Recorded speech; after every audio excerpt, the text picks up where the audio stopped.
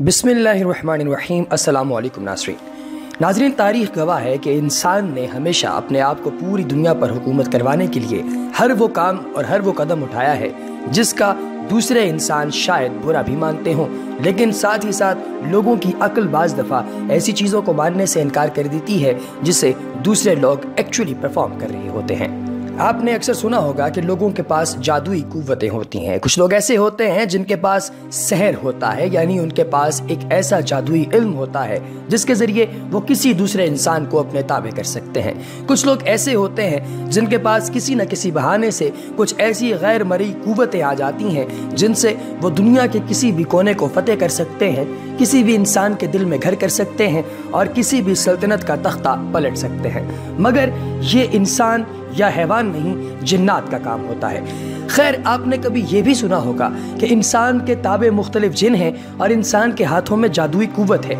ये भी मानने में आ जाता है। मगर क्या आपने कभी ये सुना है कि ये ताकतें, ये गैर मरई कुव्वतें और जादुई पावर्स किसी ऐसी चीज़ के पास चली जाएं जो ना तो इंसान है ना ही जिन है, बल्कि ये एक कुत्ता है। नाज़रीन, तारीख़ में एक ऐसी मिसाल मिलती है जो कि आज से 400 साल कबल पुरानी तारीख़ में चली जाती है। ये बात है जर्मनी की। नाज़रीन, जर्मनी जो दुनिया का एक ऐसा मुल्क है जिसे तालीम व तरक्की के हवाले से पूरी दुनिया में इम्तियाज़ हासिल है और यहाँ से पढ़ने वाले डॉक्टर्स और इंजीनियर्स पूरी दुनिया में इम्तियाज़ के साथ लोगों की खिदमत करने में मशगूल हैं। इस मुल्क में आज से 400 साल पहले जो बादशाह हुकूमत किया करता था, उसका शहज़ादा जिसका नाम था रॉबर्ट ऑफ राइन, ये एक ऐसा जंगजू शहज़ादा था जिसके पास इतनी कुव्वत थी कि इसने अपनी जवानी और लड़कपन दोनों ही मुख्तलिफ जंगों में गुजार दिए। और जब ये किसी भी जंग में लड़ता तो इतनी कुव्वत और पावर के साथ लड़ता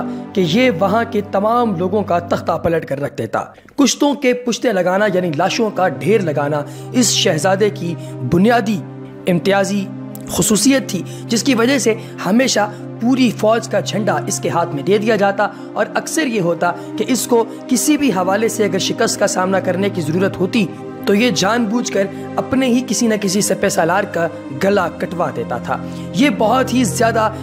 ताकतवर होने के साथ साथ काफ़ी हद तक बेवकूफ़ भी था। नाज़रीन, हुआ एक दफ़ा यूँ कि जब ये रोमन एम्पायर के ख़िलाफ़ जंग लड़ रहा था, तो चूँकि आप जानते हैं कि जर्मनी के नाज़ी और बाकी यूरोपियन कंट्रीज़ के दरमियान हमेशा से जंग मशगूल अमल रहती थी, ये रोमन एम्पायर के ख़िलाफ़ लड़ता हुआ गिरफ्तार हो गया। जब ये गिरफ्तार हुआ तो उन्होंने इसको जेल में डाल दिया और बाकी तमाम आम कैदियों की तरह इसको कत्ल नहीं किया। जब इसको जेल में डाला गया तो इसके साथ शहजादा होने के नाते बहुत ही अच्छा सलूक बरता जाता था और इसको इसकी असल मज़हब से कैथोलिक के अंदर दाखिल करने के लिए हद्दोल इम्कान कोशिशें की जाती थीं और बिलाखिर इस कोशिश में वो लोग कामयाब भी हुए। जिन दिनों ये जेल में मुक़य्यद था तो इसके एक अंग्रेज़ दोस्त ने इसको एक छोटा सा कुत्ता एज ए गिफ्ट यानी कि तोहफे के तौर पर अता किया। इसकी बुनियादी वजह ये थी कि जेल के दिनों में जब ये अकेला और किसी भी शख्स से दूर इस काल कोठड़ी में अपनी ज़िंदगी गुजार रहा हो तो ये इस कुत्ते के साथ अपना दिल और जहन बहलाता रहे और उससे इसको फ़ायदा ये होगा कि तन्हाई में इंसान के दिमाग में मुख्तलिफ़ किस्म के अजीबो गरीब ख़यालात आते रहते हैं, उन ख़यालात से ये अपने आप को बचा सके। लेकिन नाज़रीन, जैसा कि आप जानते हैं कि इंसान की ज़िंदगी में कोई भी चीज़ अबदी नहीं है, इसी तरह उस शहजादे की जेल भी बहुत अरसे तक नहीं चली। और जब शहजादे को ये कुत्ता इनायत किया गया तो शहजादे ने गौर व फिक्र करने के बाद इस कुत्ते का नाम बॉय रखा। हालांकि ये कुत्ता मेल नहीं बल्कि फीमेल था, यानी कि ये कुत्ता नहीं बल्कि एक कुतिया थी। और नाज़रीन, जब वो यहाँ से निकला तो इस कुतिया के साथ उसकी दिलजोई और उसकी जो इसके साथ लगाव है वो इतना ज़्यादा बढ़ गया था कि बाहर निकलने के बाद इस शहजादे ने जब अंग्रेज़ों की हुकूमत के नीचे काम करना शुरू किया और अपने ही लोगों से मुतनफ़र होके अपने ही जर्मन्स के ख़िलाफ़ जंगें लड़ना शुरू की तो अपने साथ इस कुतिया को हर एक जंग के अंदर शामिल रखा जाता। लोगों का ये मानना था कि इस कुतिया के पास ऐसी गैर मरई कुव्वतें और ताकतें हैं जिनके सबब शहजादे को हर दफ़ा बादशाहत से जंग के दौरान फतेह नसीब होती थी और ये जिस भी हुकूमत का चाहता उसका तख्ता पलट देता था। और हर एक जंग के दौरान इस कुतिया को एक स्पेशल घोड़ा इनायत किया जाता जिसके ऊपर इसे एक सिपाही के जैसा लिबास पहना कर बिठा दिया जाता اور جیسے جیسے جنگیں جیتی گئیں اس کتیا کے اوپر مختلف قسم کے بیجز لگا کر اس کے رینکس کو پروموٹ کیا جاتا رہا، اور وہ وقت بھی آ گیا جب یہ ایک بریگیڈیئر کے طور پر دنیا کے سامنے پیش ہوئی۔ یہ ایک ایسی سیاسی فگر بن کر ابھری یہ کتیا کہ پورے برطانیہ کے اندر، پورے طول و عرض کے اندر ہر ایک شخص اس کے بارے میں جانتا تھا، اور مخالفین بھی اس سے گھبرا چکے تھے۔ لوگوں کا یہ ماننا تھا کہ اس کے اندر کوئی ایسا شیطان موجود ہے جو کہ اس شہزادے یعنی شہزادے رابرٹ آف رائن کی مدد کرتا ہے۔ کچھ کے نزدیک یہ تھا کہ یہ کتیا ایک عام کتیا نہیں بلکہ اس کے اندر کسی چڑیل کا سایہ ہے، اور کچھ کا یہ ماننا تھا کہ یہ نہ صرف غیر مرئی قوت رکھنے والی کتیا ہے بلکہ اس کے اندر بذات خود کوئی نہ کوئی چڑیل بھی موجود ہے۔ جب یہ دقیانوسی خیالات پورے برطانیہ کے اندر پھیلنے لگے تو وہاں کی حکومت نے خود ایک ایسا زبردست قسم کا پمفلٹ شائع کیا جس میں یہ لکھا گیا کہ بھائی اس کتے کے اندر نہ تو کسی قسم کی کوئی قوت ہے،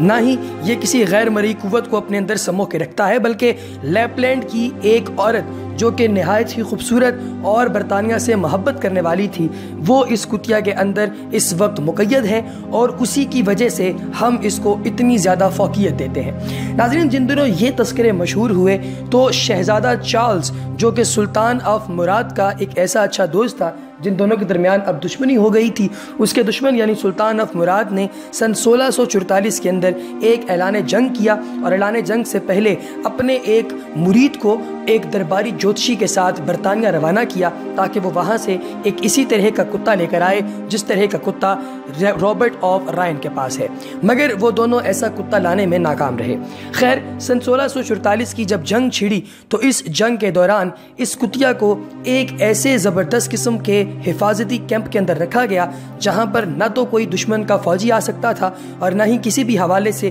کوئی گولی یا تلوار اس کتیا تک پہنچ سکتی تھی، مگر اس کتیا نے اس کے اندر اپنے آپ کو مقید کرنا مناسب نہ سمجھا اور اپنے مالک سے ملنے کی تڑپ اس کو وہاں سے بھگا کر باہر لے آئی۔ یہ جب اپنے کیمپ سے باہر نکلی اور بھاگ رہی تھی میدان جنگ میں تو ایک سنسناتی ہوئی گولی جو کسی نامعلوم مقام کی طرف سے کسی نامعلوم فوجی کی نامعلوم پستول سے نکلی تھی، اس نے اس کے سینے کو پھاڑ دیا اور وہیں پر یہ کتیا ڈھیر ہو گئی۔ ناظرین، اس کتیا کے مرنے کے ساتھ ہی جب یہ خبر تمام فوجوں تک پہنچی تو ان فوجوں میں سے وہ فوج جو کہ رابرٹ آف رائن کے ساتھ کام کر رہی تھی اس فوج تک پہنچی تو اس فوج کے عزائم جو ہیں وہ متزلزل ہو گئے، اور خود رابرٹ آف رائن بھی اس کتیا کی خبر سے دل برداشتہ ہو گیا اور جنگ سے اس کا سارا انتھوزیازم، سارا جوش و جذبہ ختم ہو گیا، جس کے نتیجے میں یہ جنگ نہایت برے طریقے سے رابرٹ آف رائن کے حصے میں نہیں آ سکی اور وہ شکست سے دوچار ہو گیا۔ ناظرین، اس کتیا کے مرنے کے ساتھ ہی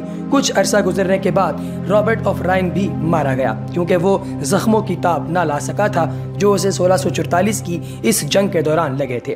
اس کتیا کے بارے میں آپ کو کچھ اور بھی بتاتے چلتے ہیں کہ یہ وہ کتیا ہے جس کو یہ اعزاز حاصل ہے کہ دنیا کی کسی بھی آرمی جو کہ سب سے پہلے برطانیہ کی آرمی گردانی جاتی ہے اس آرمی کی پہلی کتیا کا ریکارڈ بھی اس کے پاس موجود ہے، یعنی کہ فوج میں جب کتے بھرتی کیے جانے لگے تو سب سے پہلا جو کتا بھرتی کیا گیا وہ یہی تھا جس کا نام بوائے تھا۔ ناظرین، بوائے نے تاریخ میں بے شمار ایسی جنگیں بھی لکھیں جن جنگوں میں اس کی وجہ سے لوگوں کا حوصلہ اس قدر بڑھ گیا کہ عام ڈرپوک فوجی بھی اپنے دشمنوں کو چت کر جاتے تھے کیونکہ انہیں یہ لگتا تھا کہ اس کتیا کی شکل میں کوئی ایسی دیوی موجود ہے جو کہ ان کی مدد کو ہر دفعہ آ پہنچتی ہے۔ ناظرین، کتے کی 10 خصلتیں بھی آپ کو ہم بیان کرتے چلیں جو کہ اس میں موجود ہوتی ہیں۔ سب سے بڑی کتے کی خصلت یہ ہے کہ وہ بھوکا رہتا ہے، یہ آداب الصالحین کی علامت ہے۔ دوسری خصلت یہ ہے کہ اس کا ذاتی مکان نہیں ہوتا، یہ متوکلین کی علامت ہے۔ تیسری خصلت یہ ہے کہ وہ رات کو بہت کم سوتا ہے،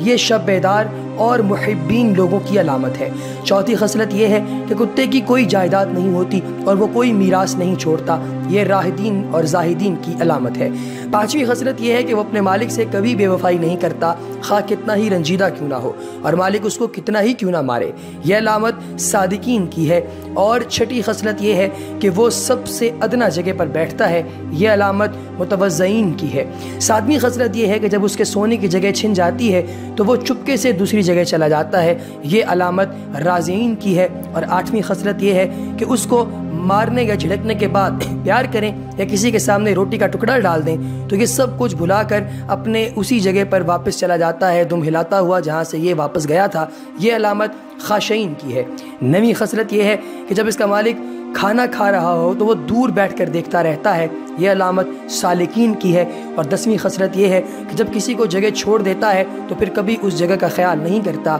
یہ علامت مجردین کی ہے۔ ایسی اور زبردست انفارمیٹیو ویڈیوز دیکھنے کے لیے ابھی ہمارے چینل دا مسلم ٹیچر کو سبسکرائب کیجئے۔ اگلی ویڈیو تک دیجیے اجازت، خدا حافظ۔